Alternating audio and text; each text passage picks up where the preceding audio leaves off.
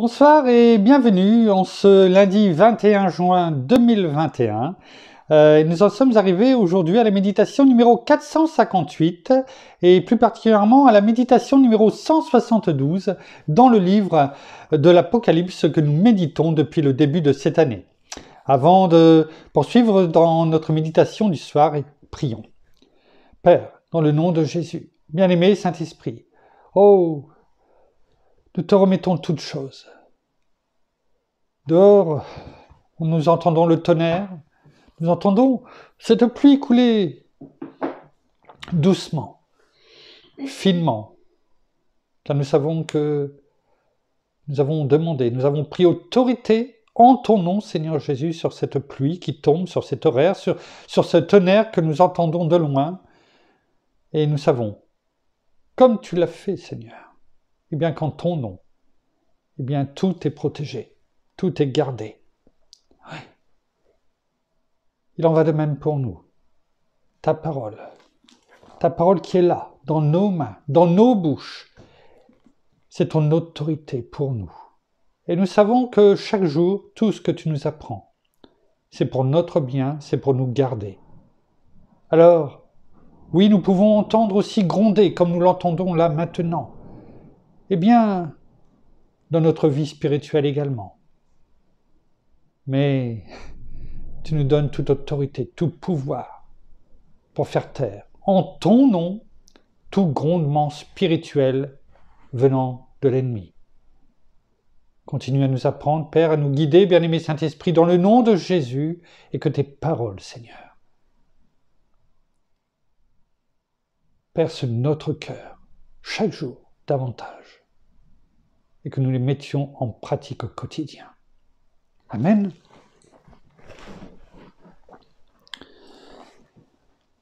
Nous allons essayer de terminer aujourd'hui cette 5e lettre à l'église de Sardes,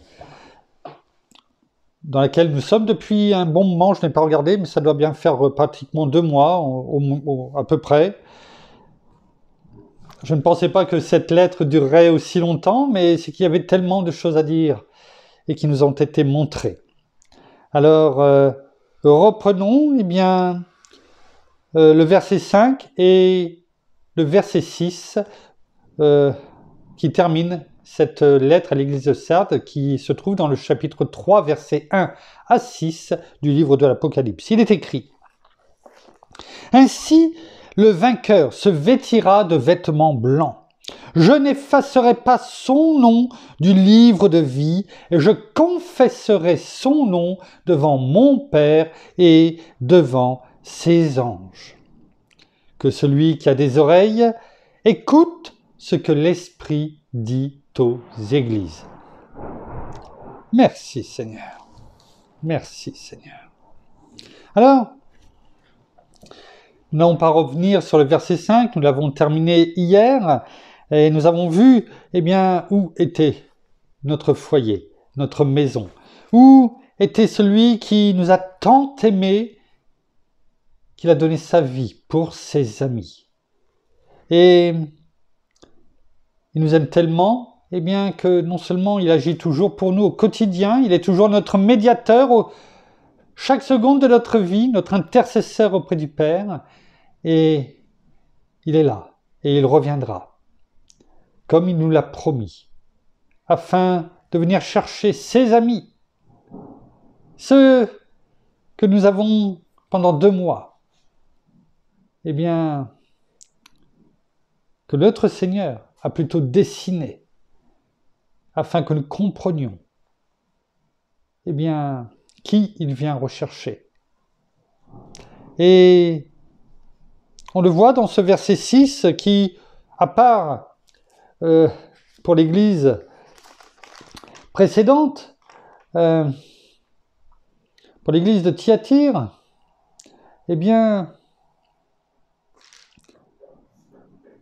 où la conclusion, je dirais, était avancée au verset précédent, et ne terminait pas, ne concluait pas cette lettre à l'église de Thyatire. Mais on peut voir, ici, que comme comme les 3 premières églises, eh bien, le Seigneur termine par cette phrase, par ces paroles, que celui qui a des oreilles écoute ce que l'Esprit dit aux églises. Alors, comme pour les 3 premières églises, eh bien, effectivement, on rappelle qu'il s'agit bien entendu ici, comme d'habitude, d'un entendement spirituel.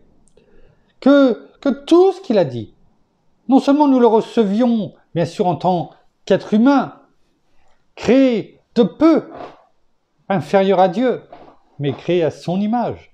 Et surtout, que nous gardions ces paroles, spirituellement parlant. Parce que c'est par l'esprit que nous devons vivre au quotidien. Notre esprit doit être plus fort que la chair, et c'est pourquoi il est bon que le Seigneur nous dise, eh bien, que celui qui a des oreilles écoute ce que l'Esprit dit aux églises. Notre bien-aimé Saint-Esprit, au quotidien, nous conduit. On l'a chanté hier, il guide nos pas. Il nous conduit toujours dans le bon endroit au bon moment, encore faut-il que nous l'écoutions. Alors, bien entendu, le Saint-Esprit, notre bien-aimé Saint-Esprit, eh bien, oui, a communiqué par notre Seigneur Jésus ce message, initialement pour l'église de Sardes, il est vrai, mais son message concerne, on l'a dit, comme pour les autres églises, l'église de tous les temps. On ne va pas, je dirais, s'appesantir sur ce verset que nous avons déjà vu à maintes reprises. Cependant, il est bon, eh bien, de conclure. Je reprends mes notes parce que je les avais préparées depuis un petit moment déjà, et de faire ce que nous avons dit dès le départ, ce que nous avons rappelé hier, eh bien, que cette 5e lettre à l'église de Sardes, eh bien, représentait l'état spirituel de l'église, de la Réforme, qui a commencé en 1500 environ, et ceci jusqu'à nos jours. Ça représente cet état d'esprit spirituel. Alors, c'est vrai que lorsque l'on regarde un petit peu théologiquement, je dirais, eh bien, il y a souvent donc ce parallèle qui est tiré entre l'église de Sardes et donc celle de la Réforme, qui a été, je dirais, initialisée par Martin Luther, ce moine, bien sûr catholique en Allemagne, qui a été, on va dire, conduit au moment où l'imprimerie aussi se mettait en place à placarder sur l'église de Wittenberg, eh bien, ces 95 thèses.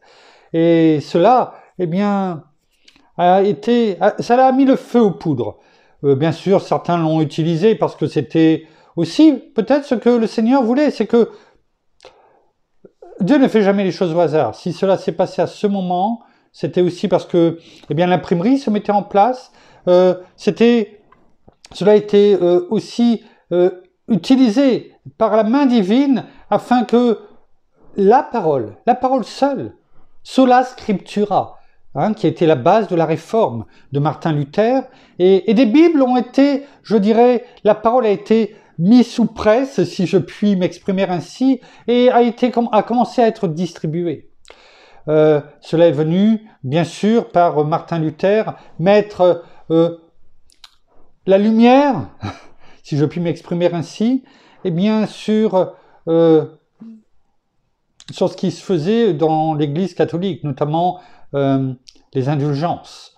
Cet argent qui était mis, qui était, comment dirais-je, récolté de village en village par les colporteurs catholiques et les moines ou des prêtres, enfin qu'importe, et qui étaient là pour finalement récupérer l'argent pour envoyer à la papauté à Rome.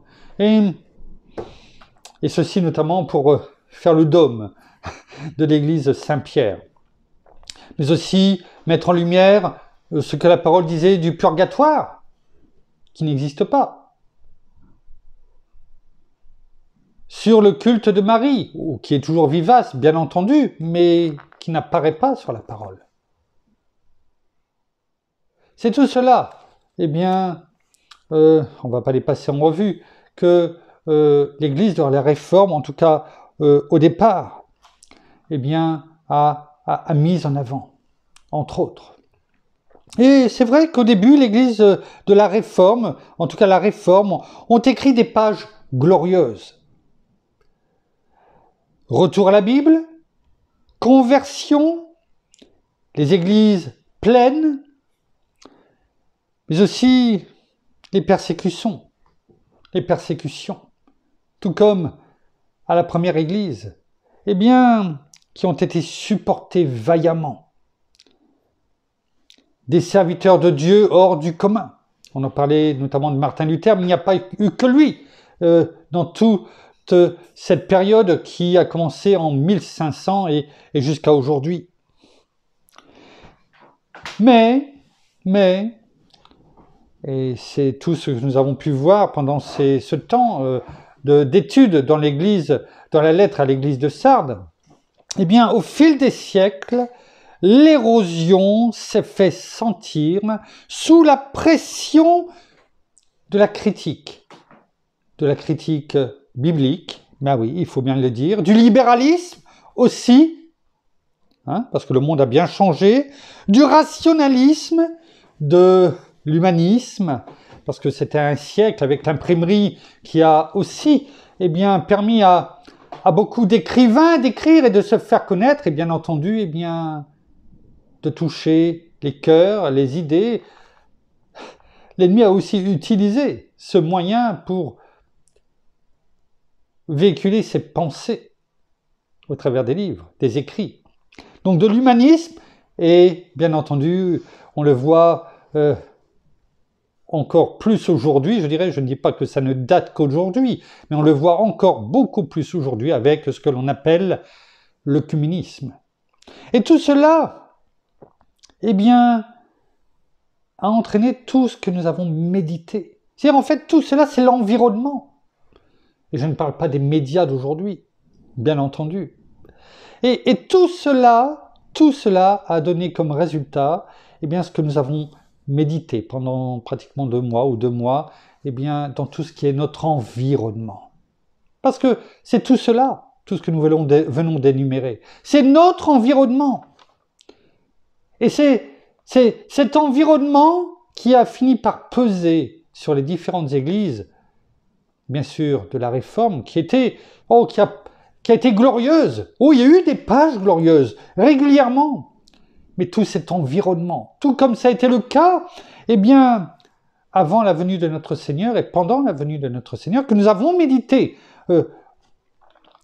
aussi bien avec l'église, je dirais, de Thyatire et de Sardes, bien entendu, cet environnement, tout ce que nous avons aussi aujourd'hui, lorsque nous avons parlé des témoins de Jéhovah, l'environnement a fini par, un peu comme les vagues, vous savez, sur les dunes, sur les, sur les falaises, petit à petit, au fur et à mesure des minutes, des secondes, des minutes, des jours, des semaines, des mois, des années, des siècles, finit par, avec cette érosion, de faire tomber des pans de falaises, des dunes, faire reculer finalement, ces pages glorieuses. Parce que certains refusent, de souffrir comme notre Seigneur a souffert, se laissent attirer par cet environnement, par toutes ces lumières qui brillent, par la convoitise de la chair, la convoitise des yeux et l'orgueil de la vie. Le résultat, nous l'avons lu tout de suite au début de ce chapitre 3, tout au début de cette page à l'église, de cette lettre à l'église de Sardes, une belle façade, mais au-dedans, plutôt le sommeil et la mort. Je ne juge pas, je fais que constater ce que notre Seigneur a dit et de le mettre, je dirais, en parallèle avec ce qui s'est passé à partir de 1500 à l'église de la Réforme. La question que l'on peut se poser, c'est que aujourd'hui, au sens large bien entendu, sommes-nous tellement vivants que nos salles sont pleines. Alors oui, depuis 2 ans, 1 an et demi, on vit un contexte peut-être particulier que l'ennemi utilise en tout cas pour vider les églises ou les églises de maison. Mais intérieurement, est-ce que cela ne nous arrange pas tellement bien? Alors c'est la question qui est posée. Sommes-nous tellement vivants que nos salles sont pleines lors de nos cultes, nos groupes de maison, nos réunions de prière? C'est une question. Ou sommes-nous tellement mieux dans notre confort en disant que oui, on peut écouter en direct, oui, on peut écouter le replay, oh, c'est tellement bien, oui. Mais il manque quelque chose. Cette communion fraternelle. Ce partage. Oui, je partage. Oui, nous partageons la parole de Dieu. Mais ce n'est pas tout. Il y a aussi que le Seigneur l'a dit, qu'il est bon pour des frères et sœurs, bien sûr, de demeurer ensemble. Est-ce que nous demeurons ensemble comme le Seigneur, nous le dit, comme la parole nous le dit? Posons-nous tout simplement la question. Sommes-nous prêts, parce qu'on voit là, il pleut, il a fait lourd aujourd'hui, il pleut, sommes-nous prêts à braver le temps? Alors, aussi bien comme là, pluvieux, ou l'hiver, peut-être la neige, je pense notamment à nos amis canadiens, où là-bas, oui, la neige tombe beaucoup plus qu'en France, quoiqu'à certains endroits, mais ce n'est plus en France que c'était par le passé, ou la canicule, par moment. Sommes-nous prêts à braver ces temps pour rejoindre notre église, nos groupes de maison, nos moments où on pouvait se réunir pour des moments de prière ensemble? Sommes-nous fidèles à notre église au sens large? Je dirais même à l'église de Christ. Ce sont des questions que nous pouvons nous poser parce que l'ennemi, n'oublions pas, voudra toujours isoler les personnes, les chrétiens, les enfants de Dieu, et je dirais même les disciples, les isoler, tout comme il isole, comme les fauves, les prédateurs, essayent d'isoler du troupeau les plus faibles afin de se jeter dessus. Isoler pour mieux régner dans nos vies. C'est ce qu'il veut faire. Il ne pourra pas prendre ce que Dieu nous a donné. Par contre, il n'aura de cesse que d'essayer de nous éloigner par tous ces tours de passe-passe afin que ce soit nous-mêmes qui nous éloignons. Et c'est ce qu'il fait, et c'est ce qu'il a fait, et ce qu'il fait encore maintenant, et c'est ce qu'il a fait au travers des siècles. Et c'est ce qui nous a été montré, c'est ce que nous avons médité tout ce temps dans la parole de notre Seigneur à l'église de Sardes, l'environnement. Notre zèle pour l'évangélisation est-il débordant? On en a parlé encore il n'y a pas longtemps. C'est toutes ces questions qui nous viennent après cette méditation de cette 5e lettre de notre Seigneur. Parce que tant que nous demeurons fidèles, tant que nous demeurons dans le centre de sa volonté, tant que nous ne nous endormons pas, tant que nous nous sommeillons pas,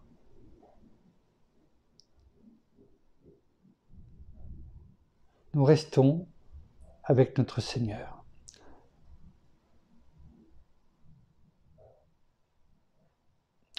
Il est vrai que, et je parle pour moi, chacun bien sûr fait sa propre autocritique par rapport à tout cela, je ne juge personne, je ne fais que constater. On a parlé de confesser, il y a peu de temps, c'est-à-dire dire ouvertement, déclarer, proclamer ouvertement et joyeusement. Et le Seigneur a dit, je confesserai son nom devant mon Père et devant mes anges, eh bien, nous devrions confesser également que bien souvent, nous dormons. Et nous cachons derrière une bonne apparence. Et c'est là où il faut commencer à faire attention, afin de ne pas nous retrouver dans ceux qui se trouvent et qui ont été décrits dans ce premier verset de ce chapitre 3 à l'église de Sardes. Je connais ses œuvres, tu as le renom d'être vivant, mais tu es mort. Tout ce que nous avons vu depuis 2 mois, ce ne sont que des avertissements que notre Seigneur nous a donnés afin que nous comprenions ce que nous devons faire. Il n'est pas venu nous taper sur les doigts, tout comme on le faisait à l'école, plus aujourd'hui a priori, mais en tout cas en ce qui me concerne, c'était encore le cas. Le Seigneur n'est pas de ce genre. Il nous avertit, il nous dit les choses.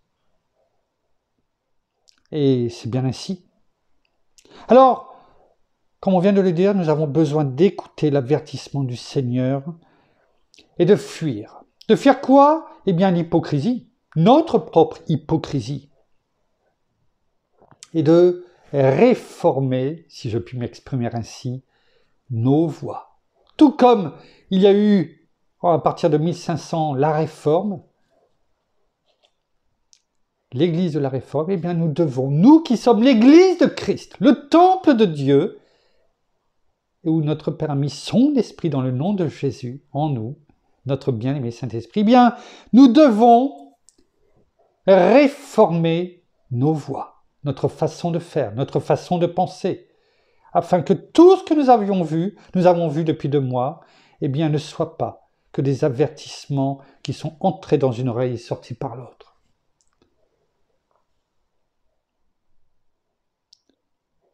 Bien souvent, on pense que, et vous me l'avez déjà entendu dire, que l'herbe est plus verte ailleurs. Eh bien, je suis désolé de vous le dire que non, ce n'est pas le cas. L'herbe n'est pas plus verte ailleurs. Il suffit simplement d'arroser la sienne. Et vous verrez, elle va reverdir. Notre Seigneur, notre Père nous a donné au travers de sa parole les clés, les armes, la foi,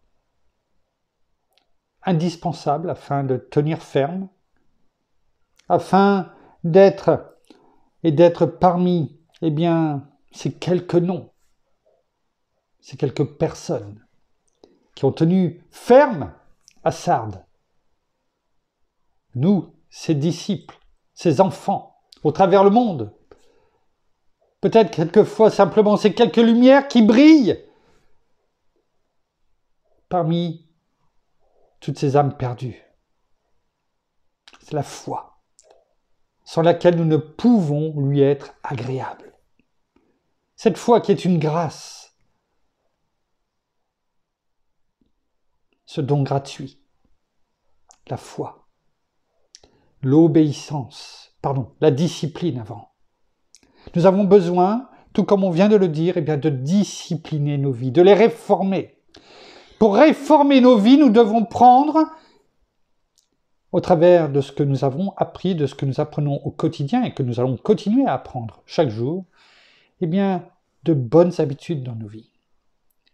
De discipliner notre vie. C'est ce que fait la parole pour que nous soyons des enfants matures, prêts à prendre, eh bien, cette nourriture solide. Nous avons besoin d'être disciplinés. Nous avons un Dieu d'ordre. Et nous devons discipliner nos vies. C'est indispensable. Enfin, on va dire le 3e grand thème qui est l'obéissance. Mon épouse, on parle bien souvent, y compris dans ses prières, et l'obéissance est indispensable.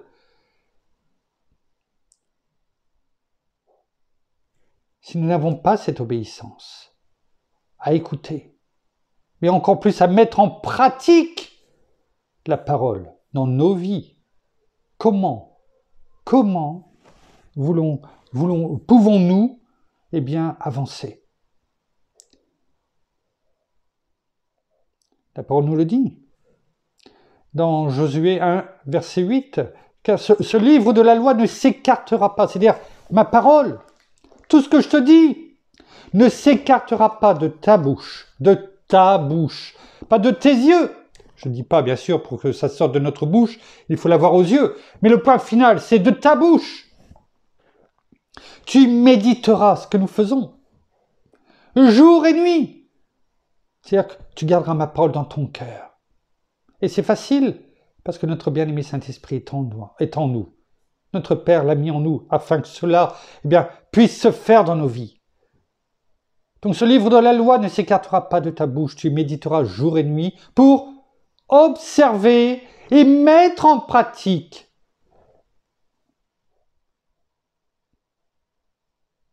tout ce qui est écrit. Car c'est alors que tu mèneras à bien tes entreprises. C'est alors que tu réussiras. Notre Père nous dit, si tu veux réussir, si tu veux mettre les choses dans ta vie, que tu les vois se manifester dans ta vie, elles se feront. Mais pour cela, il va falloir la foi, la discipline et l'obéissance. Car si tu ne le fais pas, ces trois choses-là, si tu ne les fais pas, les choses ne se manifesteront pas dans ta vie. En tout cas, pas selon ce que Dieu veut dans notre vie. C'est une certitude. Nous devons, comme il est dit dans Matthieu, je l'ai vu tout à l'heure, Matthieu chapitre 26, et cela, je ne l'avais pas noté, mais ça m'a été montré, entre guillemets. Notre bien-aimé Saint-Esprit est tellement bon. On a parlé que bien souvent nous dormons, nous somnolons. Et c'est vrai que toutes ces paroles que nous avons reçues, prennent tout leur sens quand nous voyons ce que le Seigneur a dit aux disciples dans le jardin de Gethsémane. Oh, non pas tous les disciples, à ses trois plus proches. Ceux qui étaient les plus proches de ceux qu'il aimait. Je ne dis pas qu'il n'aimait pas les autres, mais il les aimait. Et il aimait encore plus Jean, Matthieu, Jacques et Jean, à qui il a dit dans le jardin de Gethsémane, venez avec moi, mettez-vous là près de l'arbre. Pierre, pardon, excusez-moi, merci à mon épouse. Pierre, Jacques et Jean. Et il leur a dit, mettez-vous là, asseyez-vous près de cet arbre, je vais aller prier. Mais surtout, comme il l'a dit dans Matthieu 26, au verset 41, veillez et priez afin de ne pas entrer en tentation. L'esprit est bien disposé, mais la chair est faible. Cela prend tout son sens après tout ce que nous avons médité et que notre bien-aimé Saint-Esprit, dans le nom de Jésus, nous a montré, enseigné. Parce que effectivement, si nous ne veillons pas, si nous somnolons, si nous nous endormons spirituellement, le Seigneur nous dit, vous entrerez en tentation, et c'est bien ce qui s'est passé, parce que l'environnement, prendra le dessus dans notre vie, et nous risquons de nous retrouver, tout comme ces 5 vierges folles, qui, à l'avènement de notre Seigneur, ont vu cette porte se fermer devant elles, et non pas derrière elles. Le Seigneur nous avertit, il a averti les disciples, peu de temps avant son arrestation, et ces mots. Nous devons nous en souvenir, en conclusion de cette 5e lettre à l'église de Sardes. Alors ne soyons pas ce que nous pouvons entendre des chrétiens non pratiquants. Vous l'avez déjà entendu. Oh oui, je suis chrétien, mais non pratiquant. ça ne veut rien dire. C'est-à-dire que tu n'es pas chrétien. Donc, si tu n'es pas chrétien, tu n'es encore moins disciple. C'est comme si l'on disait « je suis sportif », mais non pratiquant. Je suis un sportif qui aime regarder les matchs à la télé parce que là, c'est l'Euro de football. Oh, je suis sportif !